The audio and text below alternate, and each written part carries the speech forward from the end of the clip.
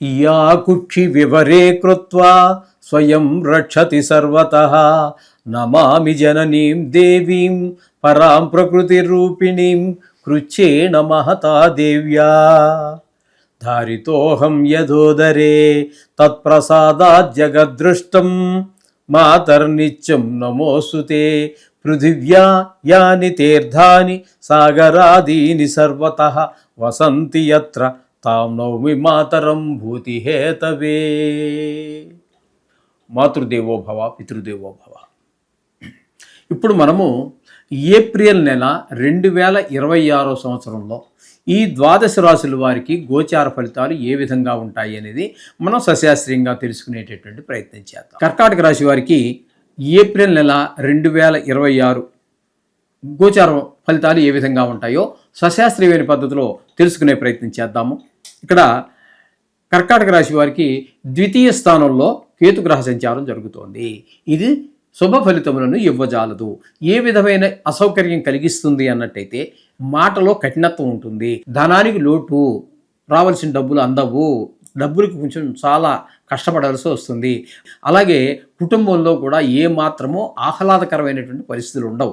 అలాగే నేత్ర సంబంధమైనటువంటి వ్యాధులు ఎవరికైనా ఉన్నట్టయితే అవి కొంచెం ప్రకోపిస్తాయి. ఎక్కువ బాధ పెట్టేటటువంటి ప్రయత్నం జరుగుతూ ఉంటుంది ఈ రెండో స్థానంలో కేతుగ్రహం ఉండటం వలన. ఇకపోతే ఎనిమిదో స్థానం వరకు మధ్యలో మనకి రెండో స్థానం వదిలితే ఎనిమిదో స్థానం వరకు మధ్యలో ఏ గ్రహాలు లేవు. కాబట్టి ఇక్కడ ఎనిమిదో స్థానం దగ్గరికి వస్తే అష్టమ స్థానంలో 3 గ్రహాలు ఇక్కడ సంచారం చేస్తూ ఉన్నాయి. రాహు మొట్టమొదటిది. ఎనిమిదో స్థానం అనేది ఆయుస్థానం. ఈ ఆయుస్థానంలో రాహు ఉండటం మంచిది కాదు. అలాగే బుధుడు 8దో స్థానంలో 9వ తారీఖు వరకు ఉంటాడు, ఆయన పర్వాలేదు. కుజుడు 2 రోజులు ఉంటాడు, ఈయన కూడా అనుకూలమైన ఫలితాలు అయితే ఇవ్వడు. ఇక్కడ 8దో స్థానంలో ఉండటం వల్ల ఏ విధమైన వ్యతిరేక ఫలితాలు వస్తాయన్నట్టయితే ఇక్కడ మనం తీసుకోవాలంటే కొంతమందికి ఉద్యోగంలో డిమోట్ చేయడం కావచ్చు, ప్రమోట్ చేసే బదులు వాళ్ళని ఇంటికి సస్పెండ్ చేసేయటమో లేకపోతే మొత్తం ఉద్యోగం తీసేయటమో, ప్రైవేట్ అవ్వచ్చు గవర్నమెంట్ కావచ్చు, అలాగే ఉండొచ్చు. ఈ రాజదండన అంటే సస్పెండ్ అవ్వటం కావచ్చు, జైల్లో పెట్టడం కావచ్చు. అలాగే పెద్ద దుఃఖం వచ్చేటటువంటి అవకాశం, కష్టం వచ్చేటటువంటిది, ధన నష్టం. అలాగే మన బంధువులో ఎవరో లేకపోతే ఫ్రెండ్సో ఆత్మీయులో ఎవరో కొంత ప్రాణాపాయ స్థితిలో ఉన్నారు అనేటువంటి చెడు వార్తలు వినడం కానీ, లేకపోతే చనిపోయారు అనేటటువంటి చెడు వార్తలు వినడం కానీ జరిగే అవకాశం ఉంటుంది. అదే ఫలితాన్ని 9వ తారీఖు వరకు బుధుడు కూడా ఇవ్వబోతూ ఉన్నారు. అదే ఫలితాలు కుజుడు కూడా 2వ స్థానంలో ఉన్నప్పుడు 2 రోజులు మాత్రం 8వ స్థానంలో ఉన్నప్పుడు అవే ఫలితాలు 8వ స్థానానికే ఇక్కడ ముఖ్యము. అయితే అది ఎంత అనేటటువంటి మూర్తిమంతం ద్వారా తెలుస్తూ ఉంటుంది. ఇక అక్కడ నుంచి ఇక 9వ స్థానం దగ్గరికి వెళ్తే ఇక్కడ 9వ తారీఖు వరకు ఉన్నటువంటి బుధుడు 9వ స్థానంలో 8వ స్థానంలో ఉన్నాడు కదండి, అక్కడ నుంచి 9వ స్థానంలోకి వెళ్ళిపోతున్నారు బుధుడు. ఆ 9వ స్థానంలో ఆయన శుభ ఫలితాలు అయితే ఇవ్వజాలరండి. ఇకపోతే కుజుడు 2 రోజులు మనకి ఇక్కడ 8వ స్థానంలో ఉన్నాడు, 9వ స్థానంలోకి వచ్చి నెలంతా ఉంటారు. 9వ స్థానం భాగ్యస్థానంలోకి వచ్చి ఆయన ఏది మనం దేవుణ్ణి ప్రార్థించుకోలేము, తండ్రి గారి యొక్క ఆశీస్సులు మనకు లభించడం కష్టంగా ఉంటుంది, లేదా వారి ఆరోగ్య విషయంలో కొంచెం ఇబ్బందులు ఉంటాయి.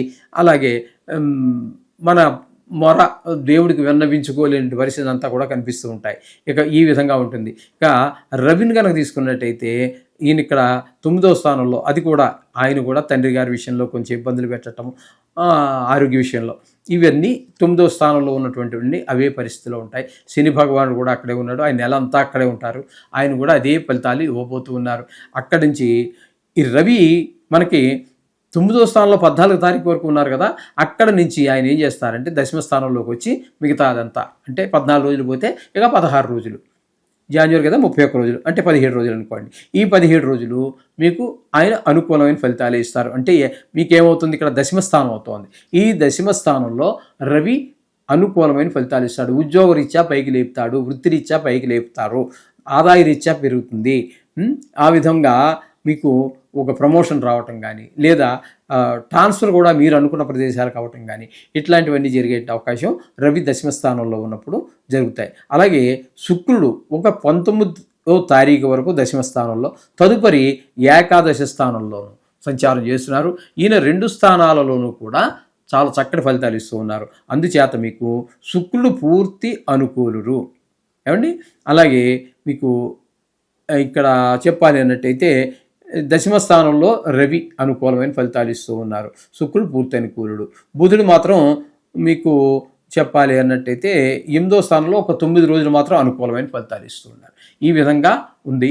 కాబట్టి ఇక మిథున రాశి వారికి గురువు వ్యయ స్థానంలో ఉన్నాడు. అదొకటి గుర్తుపెట్టుకోవాలి. వ్యయ స్థానంలో ఉన్నప్పుడు ధన వ్యయము, ధన నష్టం జరుగుతూ ఉంటాయి.